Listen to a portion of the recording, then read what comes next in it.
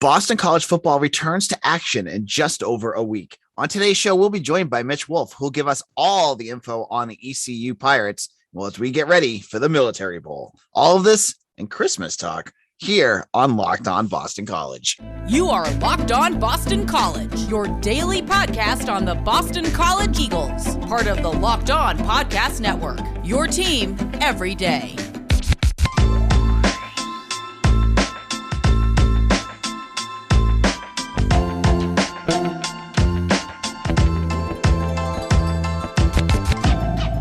This is Locked On Boston College. AJ Black here. Happy Monday, everyone. I hope you had a great weekend. Today's episode is brought to you by Sonos. Sonos is the official sponsor of ESPN College Football. Go to Sonos.com to learn more. We're going to start talking Military Bowl, folks. So it's about a week away, but with Christmas break coming up, it's going to come fast and furious. We're joined today by BC Bulletin writer and my usual co-host on Mondays during football season, Mitch Wolfe. Mitch, how's it going? I'm doing great. I just got fresh off a visit to Hershey Park and their Christmas-themed extravaganza, so I'm very much in the spirit for the holiday season. Oh, same here. I've been putting up stuff around my house all week. I had got a minion blow-up thing for my son out front. Oh, delightful. Very excited about that to go with his Olaf. So he's got that. We got the Christmas tree going. We got some lights up. So it's good. But, bowls, they started this weekend. There was some really good games over the weekend, including the Bahamas Bowl. There was another. I honestly didn't watch any of them because YouTube TV had cut off ESPN on Friday, but it's back. So that's great. But we're talking about embrace tradition, reject modernity, embrace cable. I know. But the thing with streaming for me is that I like to watch it. Like I like to have it on my phone, like to be able to, and you don't get that with cable. They charge you for it. So I fought with it. I got it back. They came back. So that's good because now we can watch the Military Bowl. So Mitch, we talked to you a little bit about ECU back when we started to kind of when we found out the opponent, you kind of dug in a little bit. You've dug in even more now and kind of give us a little feel about what your thoughts are about this game at this point. Yeah, I think this is a really good matchup for BC in that it's a relatively average group of five team. Watching some of these early bowl games, there's been some really impressive group of five teams like Western Kentucky, Bailey Zappi, their record-setting quarterback. App State gave them a good fight. Marshall and Louisiana were good teams in the New Orleans Bowl last night. A lot of good lower level teams. And I wouldn't say ECU is among them. They've got their fair share of flaws. So I think this is a good matchup for BC in that there's definitely issues with ECU. And I think that BC is well positioned to exploit them. So one of the key factors going into this game is going to be who's actually playing in the game. Mm-hmm. Now we know that Jurkovec's going to be there. Zay Flowers, you've seen him I've seen him at practice. He's there. But Jeff Hafley last week was very coy about Zion Johnson and Alec Lindstrom, both seniors, both are heading to bowl games. The All-Star postseason. Games. What's that? All-Star Games. All-Star Games, yeah. All-Star Games with the Shrine Bowl and the Senior Bowl. Let's just pretend. Let's pretend here that they don't play. Mm-hmm. How big of a loss is losing Lindstrom and Zion against a team like ECU? I think it's pretty big, just more so from a continuity standpoint. These guys are extremely experienced players. They are, going to be NFL players in the years to come. So, missing that talent is big. With that being said, if BC is preparing to not have them and they've been allowing guys like Ozzie Trapilo and Drew Kendall to get those, bowl game practice reps as the starters, I think they'll be more prepared. And additionally, ECU's pass rush and defensive line are not especially fearsome, I would say. So, if there's a game where you have to be playing some younger players without as much experience, perhaps not as much talent right now, I think this is a good team to have it come against because they're not going to be tested like they would against, if they were playing against a regular ACC opponent like Florida State, who really gave BC starters a lot of issues, or even a Virginia Tech or a Syracuse. This is a team that's, much less talented than some of those schools. And I think that would give, like these guys, they have some talented players, they're no slouches, obviously, but, the ECU defensive line is no Florida State. Yeah. And I think when you look at this game too, there's always weird stuff when you look at a bowl matchup. Always you get a team like ECU who on paper you're like, BC should beat them.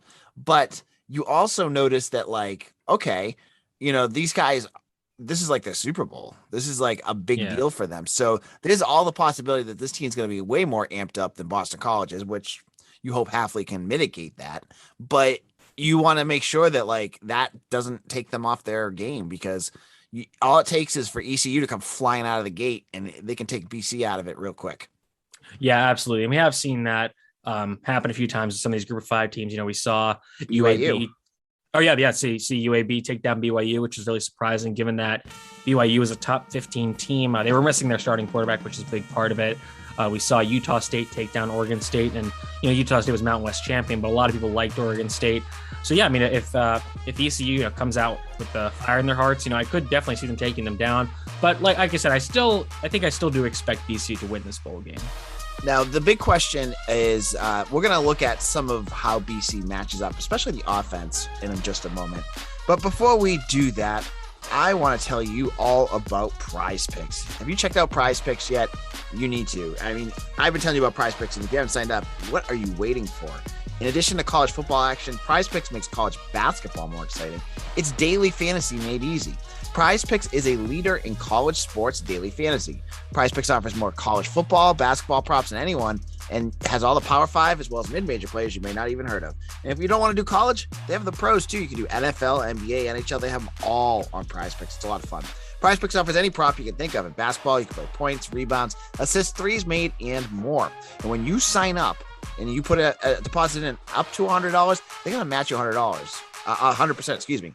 So you put in 100, they're going to give you 100, put in 50, they're going to give you 50. Just use promo code Locked On. You just pick 2 to 5 players, the over-under on their projections. You can win up to 10 times on any entry, and it's just you versus the projected numbers. It's that simple and easy to win. Entries can be made in 60 seconds or less on the easy-to-use app on the Google Store or Apple iTunes Store. Don't hesitate. Check out PrizePicks.com and use promo code Locked On, or go to your app store and download the app today. PrizePicks is daily fantasy made easy. This is Locked On Boston College. AJ Black here. I'm joined, as always, on Mondays with Mitch Wolfe, one of my writers here on BC Bulletin, and we're talking about ECU. This is the final game of the season. This is a chance for Boston College to get their 7th win in what ended up being a disappointing season for Boston College, but one, Mitch and I will talk about it later after the bowl game. Things broke in every possible way, in the worst way for BC. But this is a chance for them to redeem themselves. And the biggest question mark heading into this game has to be the health of quarterback Phil Jurkovec. Now, Jurkovec came back. We saw him play well against Virginia Tech, play Superman against Georgia Tech, and then fall off a cliff against Florida State and Wake Forest to end the year. Now, Jeff Hafley on this week on his press conference, he said he hasn't checked with Phil about how he's gripping the football. He thinks he's making lots of progress. Mitch, what are you expecting out of Jurkovec heading into this bowl game? I'm expecting him to play probably somewhere between how he played against Virginia Tech and how he played against Georgia Tech. I think that, obviously Annapolis is not, Boca Raton or the Bahamas or Texas or anything, but it's going to be warmer than it would be in Boston at this time of year. I think that that's going to play a big part in helping Jurkovec's hand strength. I think that having these few weeks of, he's practicing, but, getting a little more rest and getting that hand back to where it should be, I think that is going to help his grip strength. We've seen Russell Wilson, he had a hand injury early in the season, and he kind of rushed back and he was not playing super well the first 2 weeks. And now he's kind of starting to round into form as his hand heals up and he gets more comfortable with it. And I think that Phil having these few weeks off where he doesn't have game action, where he's able to kind of have a better understanding of where his hand is and what he can do with it, I think that's going to put him in a good position to play quite well against ECU. And I want to get your perspective. This is, I think, Boston College's first lefty quarterback they play this year. And it's Holton Ahlers. I hope I get his name right. I think it's Ahlers, but Ahlers? I could be. Yes, yeah. 3,130 yards, 18 touchdowns, 10 interceptions. The numbers don't pop off the charts, but he's thrown for, quite a few during his time at ECU. Can you tell us a little bit about this quarterback and kind of give us a feel of how Boston College might manage him? Yeah, Holton Ahlers is an interesting story. So he was a pretty decently highly rated recruit coming out of high school. He's 6'3", 235. So he's a big guy, lefty quarterback. So that's a little different, but he's still got a pretty decently strong arm. But I think he had offers from UNC and plenty of other ACC schools, but he's from Greenville, North Carolina, which is where ECU is located. And he decided to stay local. He wanted to kind of help resurrect ECU, who had some. That's where Chris Johnson, the running back, is from. Zay Jones, a really good NFL wide receiver, or he's really good at ECU. He's decent in the NFL. But, they've had some good teams in the past over the last few seasons prior to Ahlers coming there. They kind of had fallen into ignominy, and he's kind of was like, I'm going to go back and help resurrect this program, which is, that's a good story. And he played as a true freshman and kind of sees the starting role late in the year. And he had his growing pains. He's only, I think, 15-21 as a starter. So not a ton of on-field success. This is their first winning season with him as the primary starter. And, I think they've changed the offense a little bit in his time there. And it's kind of an air raid light system. They love to throw the ball. I think, let me pull up some of his stats that I have. Here we go. So he has the 12th most dropbacks in the country this season, and the most in the AAC, the American Athletic Conference. So, they are throwing the ball a lot, and they're throwing the ball short. It's a very kind of fundamentalist air raid. He has the third fastest time to throw at 2.53 seconds, and the second shortest average depth of target at 8.2 yards in the American Athletic Conference. So he's getting the ball out and he's throwing it short very quickly. And, only 33% of his throws went beyond 9 yards past the line of scrimmage. So it's all really quick throws, find guys that are exploiting holes in zone coverages and, let them work after the catch. And I can get into why I think that helps BC, or if you want to kind of hold that off until later, but let me know what you want me to do with that. No, talk about that. I'd love to hear I want to hear how you think they're going to stop that. Okay. So with the air raid, a lot of it is predicated on attacking zone coverages where, there are just the way zone coverages are designed is that there are going to be holes in it. And the air raid seeks to exploit that by having the receivers sit down in those holes in the zone. The problem, and, I think the way you exploit that is you have your defense play man, and naturally the air raid does have answers for that. You instead of having your receivers sit down on routes, you have them just keep running their routes. You have a lot of crossing routes, a lot of what is called a mesh concept. You have receivers go vertical, and with Ahlers not really throwing the ball vertically, I think there's going to be a lot more of those underneath mesh routes. And ostensibly, all right, the longer the play has to go, the more time the receivers have to get open. However, because BC has what I believe they have an athletic advantage in terms of their defensive backs versus ECU's wide receivers, I think that will mitigate the Pirates receivers' ability to get open against man coverage. So I think BC's defensive backfield is very well positioned to thwart this passing attack. Yeah, and I mean, we're going to still have, again, that's another position we're going to have to wait to see what happens in terms of who's playing and who's not. I mean, Brandon Sebastian's he's doing an all-star game after the season. We don't know what Josh DeBerry's his status is going to be. So that's two that you're going to want to watch, because Sean Asbury, he's gone. And you're going to be looking at CJ Burton and Elijah Jones and going down the depth chart a little bit, JT Thompson. Even so, JT Thompson has kind of had his ups and downs, but he's an FCS player who was an all-star there, and he's looked decent against ACC wide receivers, so he should theoretically be able to perform decently well against AAC wide receivers. And even just thinking about the guys that are receivers on this team, Elijah Jones and CJ Burton are much better recruits than the guys on AAC's on the ECU roster. And even their primary wide receiver, Tyler Snead, who's a very Wes Welker-esque type player. He's a tiny slot receiver who, again, exploits holes in zone coverage. If they put a guy on like Josh DeBerry on him in man or even in zone coverage, I think they should be able to lock him up. No problem. Awesome. Okay. So I have a question for you, and then we're going to get into our final segment. BC wins this game if they do what? I think they win this game if they are able to, on offense, I think if they're able to, have the run game succeed, keep the offense in manageable third down situations, basically just stay on schedule, run the ball well, and then, have good play action passes off of it. On defense, I think, if they play a lot of man, and Ahlers is very susceptible to, if pressure gets to him, he folds very quickly, and he does not have the athletic ability to get outside the pocket and create. So if they can, lock up in man coverage, force him to hold the ball, his offensive line is not very good. So I think if they, play a lot of man, force him to hold the ball. They'll be able to get him to either throw bad passes that result in incompletions or interceptions, or force him to take sacks. So I think there's a pretty clear blueprint that for BC to win this game, and I think it's very likely that they'll adhere to it. All right, Mitch, here's your chance. I'll let you do your prediction. I'm going to do it later in the week with Eric, but I want to know your prediction. Will Boston College get their 7th win? I think they will. And, I think there are some concerns about guys opting out, and I think that might change it. But even so, I think that with the way BC has been practicing, if essentially getting those guys their practice reps, I think that this is a team that, was kind of frustrated with how the season ended. I think they're going to take that anger out on a, less talented on paper team. And I think that, like I've said, BC is well situated to exploit this matchup. I'll say BC wins 31-20. All right, great. Mitch and I are going to be back in just a moment to talk Christmas stuff. And we're going to go a little bit off the beaten path, have a little bit of fun here because there was no men's basketball game. And I don't really want to talk about the women's basketball game because that was awful. So we'll get back in a moment. Thanks again for making Locked On Boston College your first listen every day. Make sure to check out the Ultimate College Football Playoff Preview 2021 with local experts, betting advice, and draft analysis. It's the most comprehensive college football playoff preview, begins this Friday.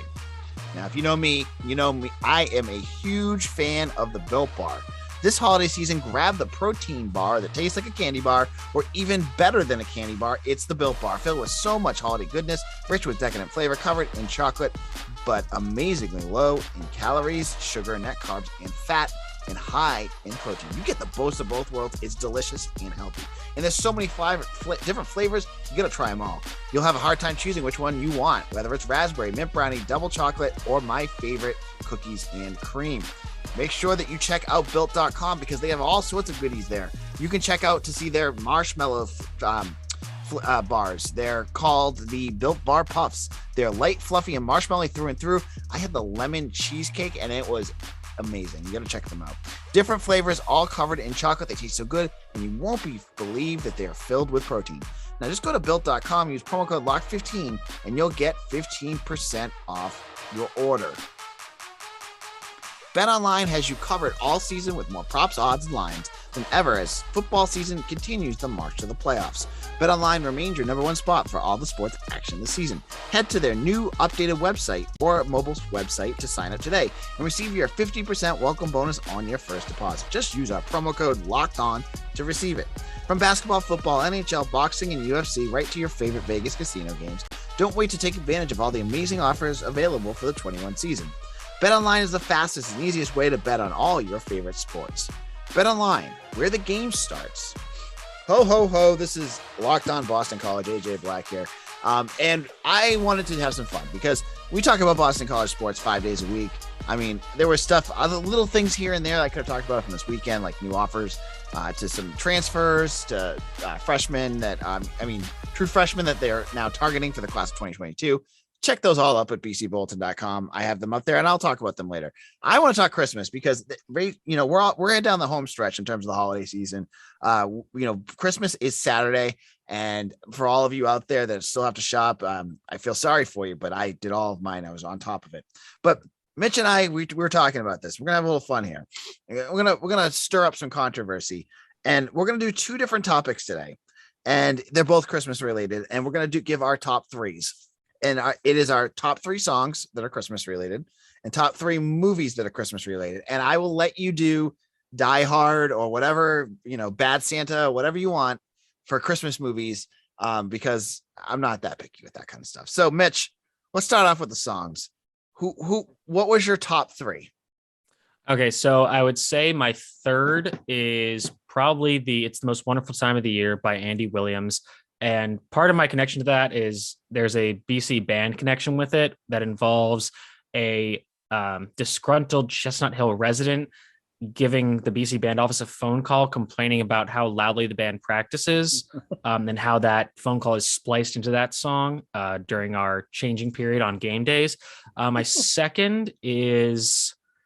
Oh man, wow, I forgot my second. I'll come back to that. But my number one, and this is very random, but it is Hark the Herald Angels Sing by Jewel.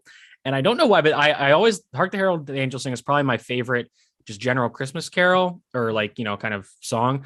And that is just my favorite rendition of it. So that is my favorite. My second favorite, I would say, is actually Simply Having a Wonderful Christmas Time by, I'm not sure if it's the Beatles or Paul McCartney, which is weird because I don't really like, I know it's very weird for me because I don't really like either of those artists in general.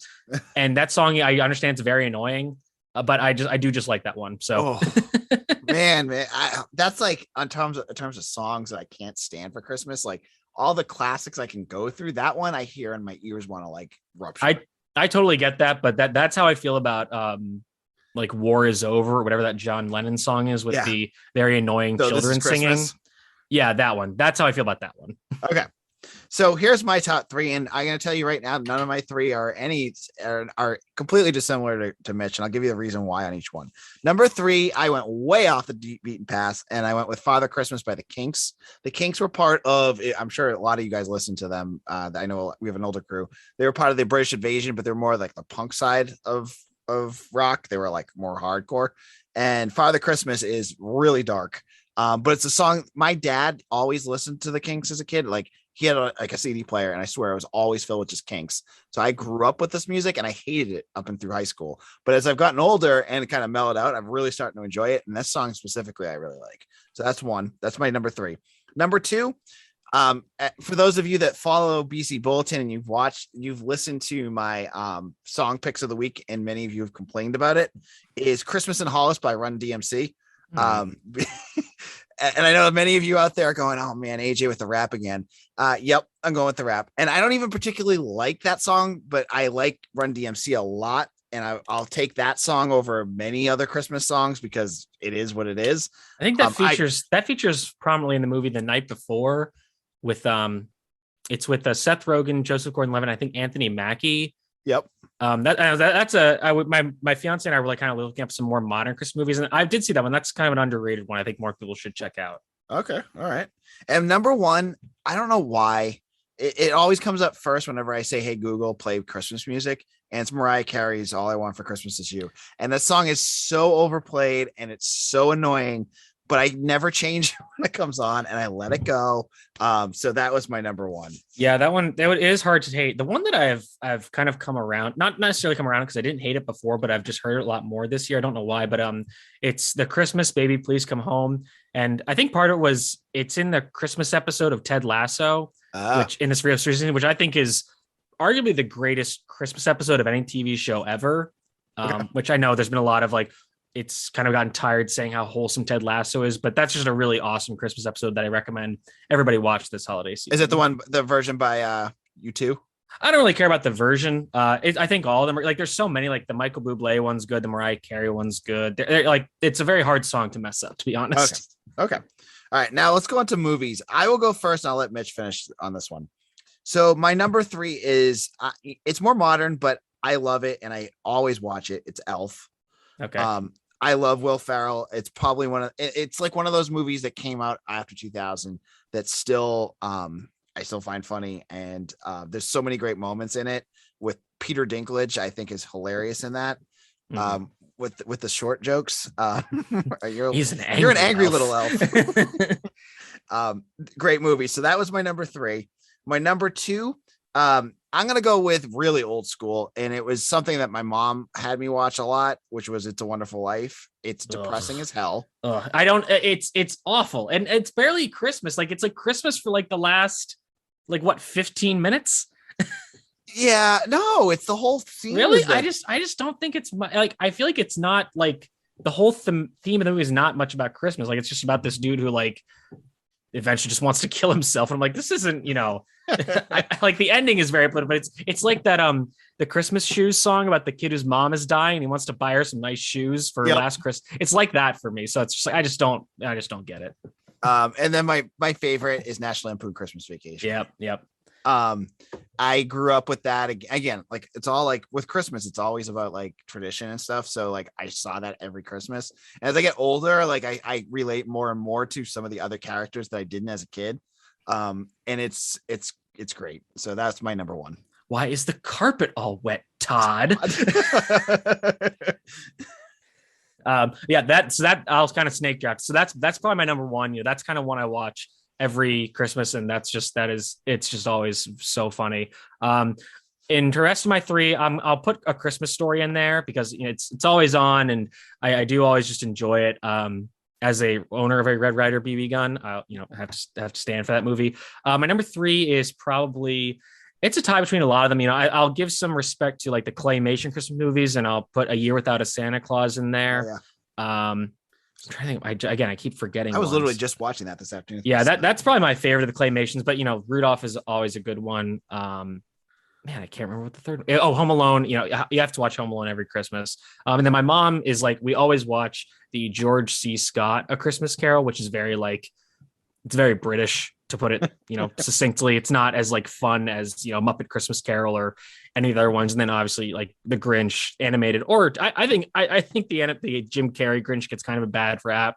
Yep. But it is funny, especially when you consider that based on the opening scene, the Who's might be swingers. But we can talk about that in another episode. All right. So this wraps up Locked On Boston College. We're going to have some fun today. We'll get back to sports tomorrow. So hopefully you didn't fast forward through this and we're like, why are they talking about Christmas? We're having a little bit of fun and levity here. So Mitch, where can people find you on social media?